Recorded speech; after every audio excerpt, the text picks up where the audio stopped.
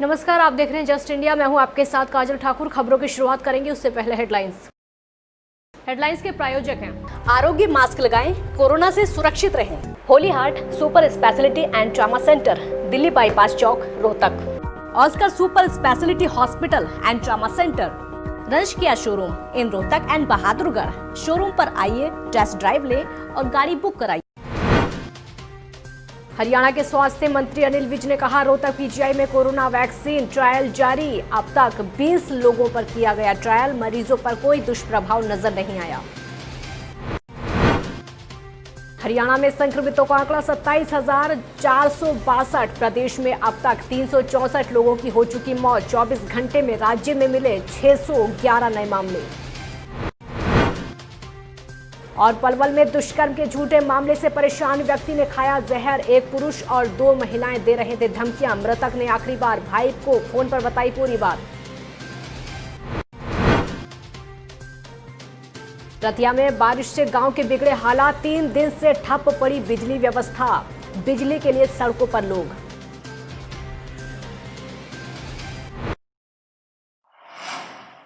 हरियाणा में बढ़ते कोरोना के मामलों के बीच रोहतक पीजीआई में कोरोना वैक्सीन का ट्रायल लगातार जारी है। वैक्सीन के ट्रायल पर स्वास्थ्य मंत्री अनिल विज ने कहा कि रोहतक पीजीआई के साथ साथ देश भर में वैक्सीन के ट्रायल हो रहे हैं और यहां 20 लोगों पर ये ट्रायल शुरू कर दिया गया है, जिन पर फिलहाल कोई दुष्प्रभाव नजर नहीं आया है।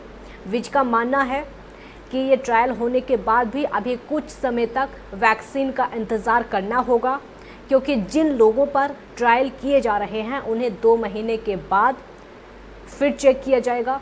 ऐसे में वैक्सीन के बाजार में आने में समय लगेगा। जो भारत बायोटेक ने कोवैक्सीन बनाई है, जो कि वैक्सीन की कोविड के लिए एक वैक्सीन मानी जाती है, उसके ह्यूमन ट्रायल शुरू हो गए। तो अभी 16 लोगों पर उसका ट्रायल किया जा चुका है रोहतक में, पीजीआई रोहतक में। उसके ट्रायल और जगह पर भी हो रहे हैं, एम्स में भी हो रहे हैं, पटना में भी हो रहे हैं। और अभी 4 लोगों पर और करेंगे। 20 लोगों पर अभी अलॉट हुए, उनको इंजेक्शन लगाकर उनको स्टडी किया है कि किसी के ऊपर कोई रिएक्शन तो नहीं आया, और किसी के ऊपर भी कोई रिएक्शन नहीं आया। किसी प्रकार का कोई एडवर्स इफेक्ट देखने को नहीं मिला। हरियाणा में कोरोना मरीजों की संख्या लगातार बढ़ती जा रही है। पिछले 24 घंटों में 611 नए मरीज मिले हैं और इसी के साथ ही संक्रमितों का आंकड़ा 27,462 पर पहुंच गया है, जिसमें 18,162 पुरुष और 9,298 महिलाएं शामिल हैं। प्रदेश में अब तक मरने वालों की संख्या 364 हो चुकी है, जिसमें 265 पुरुष और 99 महिलाएं शामिल हैं। तो वहीं 20,952 लोग अब तक ठीक हो चुके हैं। प्रदेश में रिकवरी रेट 76.29% है और 23 दिन में मामले डबल हो रहे हैं। आपको बता दें कि अंबाला में मरीज 1000 के पार हो चुके हैं, तो रेवाड़ी में 1100 के पार ये आंकड़ा पहुंच चुका है। करनाल, झज्जर और पलवल में मरीजों की संख्या 700 के करीब पहुंच गई है। पिछले 24 घंटों में 7 लोगों की मौत हुई।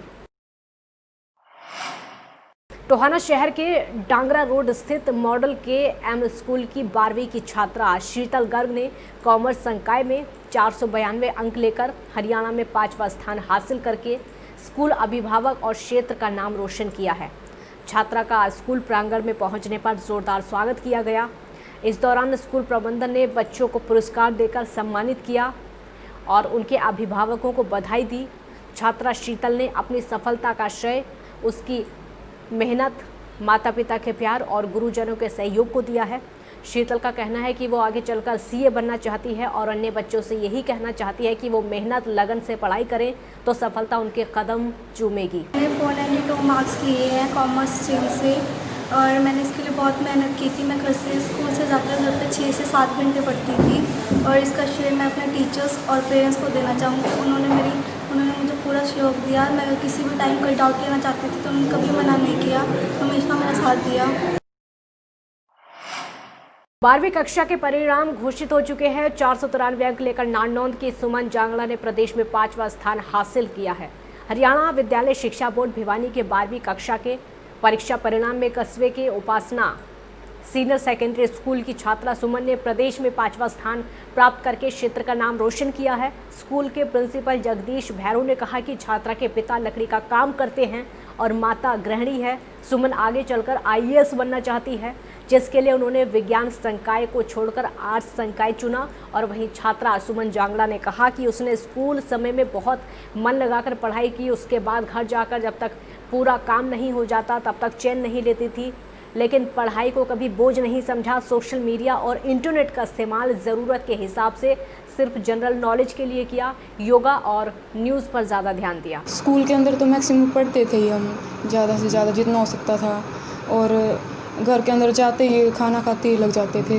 और फिर तब जब कार्य हमारा पूरा हो जाता था ना, तभी हटते थे। सोशल मीडिया का तो जनरल नॉलेज के क्वेश्चन से आते ना, इससे तो यूज़ करते ही थे। जैसे डिबेट शो होती है वो देखते ही थे नॉर्मल। आगे IAS बनने का ये जो बनना चाहती है, मैं चाहता हूँ कि मैं उसके अंदर पार्टिसिपेट करूँ, जो भी मैं कर सकता हूँ। मैं वैसे तो लकड़ी का काम करता हूँ, लेकिन सबसे ज़्यादा प्रेफरेंस मैं मतलब इनके टीचर को देता हूँ, जिन्होंने इसको मतलब मोटिवेट किया, और मैं भी अपनी तरफ से जितना हो सके इसको मोटिवेट करूँगा। मैं इस गुड़िया सुमन को बधाई देना चाहता हूँ और भगवान से प्रार्थना करना चाहता हूँ, जो इसकी इच्छा है इस बनने की, वो भगवान इसकी इच्छा ज़रूर पूरी करेंगे। हाँ, ये इस गुड़िया ने 493 अंक प्राप्त किए हैं और टॉप 10 में है। अभी हमारे पास लिस्ट नहीं आई है पूरी, लेकिन टॉप 5 में है गुड़िया हमारी, और नारनौंद सब डिवीजन में फर्स्ट है।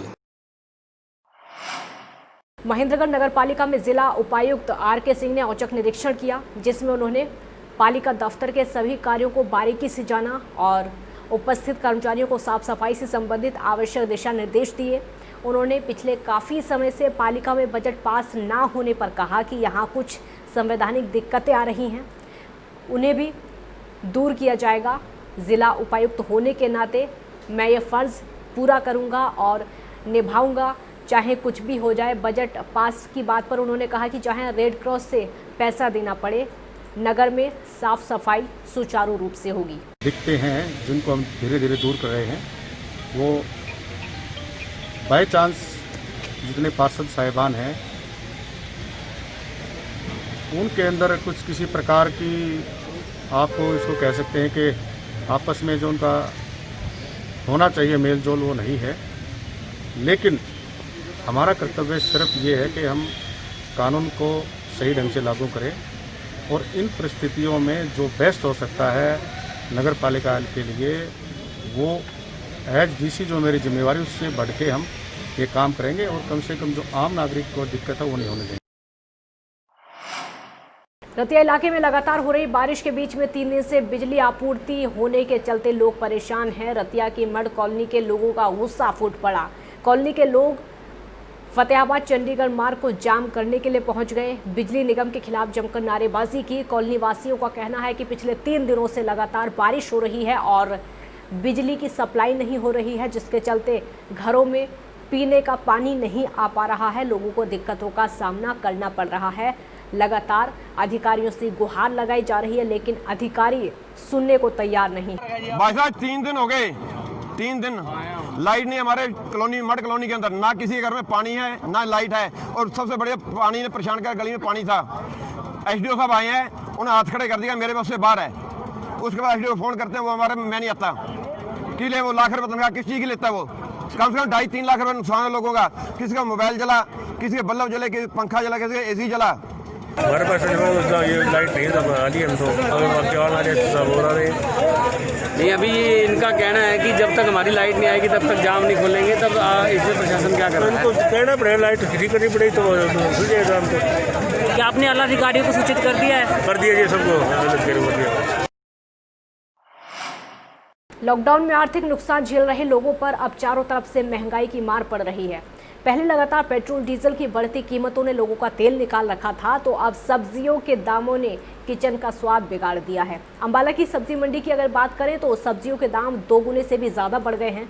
जहां पहले टमाटर 10 या 20 रुपये किलो मिलते थे, अब 40 से 50 रुपये किलो मिलते हैं। और वहीं अन्य सब्जियां भी लगातार 2 गुने दामों पर बिक रही हैं, जिसके चलते लोग परेशान हैं। महिलाओं का कहना है कि इसका जो असर है सीधे गरीब परिवारों पर पड़ रहा है, महिलाओं की रसोई पर पड़ रहा है। आजकल सब्जियां तो महंगी हो रही है। जैसे हम पहले 10 रुपये किलो टमाटर खरीदते थे, अभी 40 रुपये किलो टमाटर खरीदते हैं। पहले 10 रुपये में 3 बारी सब्जी बनती थी और अब 40 रुपये में भी 3 बारी सब्जी बनती है। दिक्कतें तो सबको हो रही है। और हम तो फिर भी मिडिल क्लास फैमिली से हैं, जो हमसे लो फैमिलीज हैं उनके लिए बहुत मुश्किल है। और जैसे आलू देख लीजिए आप 40 हो गए हैं, टमाटर देख लीजिए आप 70 हो गए हैं, प्याज देख लीजिए आप, सब्जियां देख लीजिए, गोभी वगैरह देख लीजिए कितनी महंगी है। हम लोग तो फिर भी कहीं ना कहीं से परचेज करके खा लेंगे, जो छोटी फैमिली है बेचारी वो कहाँ से खाएगी। अब दुगने रेट हो गए हैं जी, पहले 20-25 50-60 हो गए। हाँ जी, सेल काफ़ी कम हो गई है पहले से ज़्यादा ना। भाई लोकल वाली सब्जी खत्म हो गई, हिमाचल की आ गई हैं, वैसे महंगी होती हैं तो पड़ते हैं। ये लोकल खत्म हो जाए, बाहर से आनी है। हिमाचल की आइटमें सारी तो लोकल से तो महंगी होती हैं। पलवल में दुष्कर्म के झूठे मामले में फंसाने की धमकी से परेशान 38 साल के व्यक्ति ने जहरीला पदार्थ खाकर अपनी जीवन लीला समाप्त कर ली।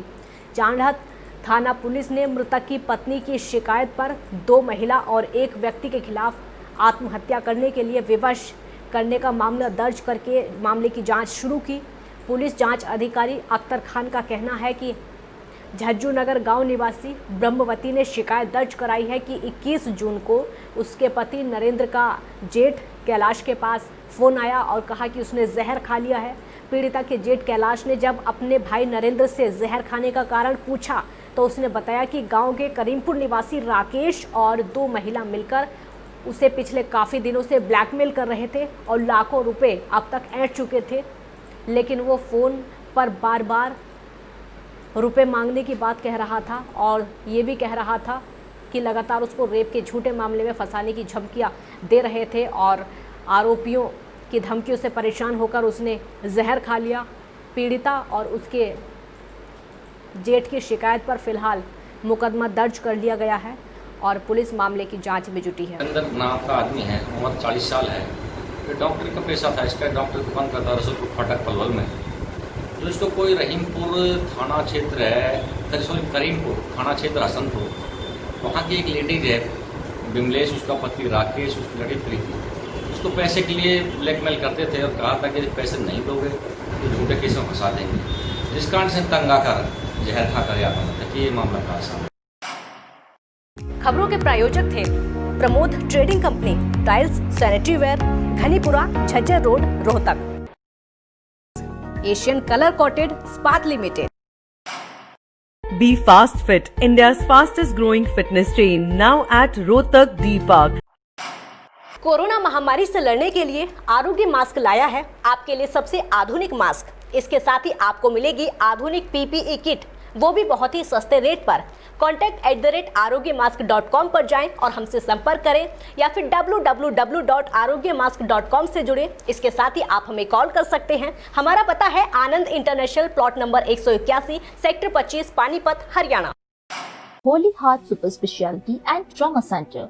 Modern healthcare facilities include cardiology and cardiothoracic surgeries, joint replacements, post-injury and trauma surgeries, orthopedic, laparoscopic and bariatric surgery, pulmonology, general medicine, gynecology, radiology, gastroenterology, nephrology. For more details, please contact Delhi Bypass Chowk, Vininagar, Rohtak. Our helpline 930-6722-176.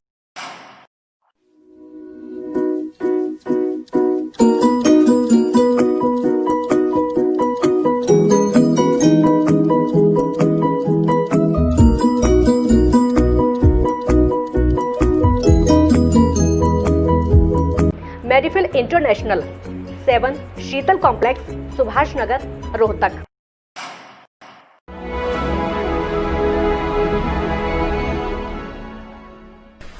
चाचा, आपने नया घर बनवाया है तो घर की छत पर कौन सी शीट लगवाई है? बेटा, मैंने अपने घर की छत पर एशियन शीट लगवाई है क्योंकि वो कभी न मिटने वाले ओरिजिनल निशान की चादरें हैं। साथ में ISI का चिन्ह, 5 साल की वारंटी के साथ साथ पैसों का सही मूल्य देने वाली वही इकलौती शीट्स हैं। क्योंकि नाम नहीं, पहचान जरूरी है। खबरों में फिलहाल इतना ही। देखते रहिए जस्ट इंडिया। नमस्कार।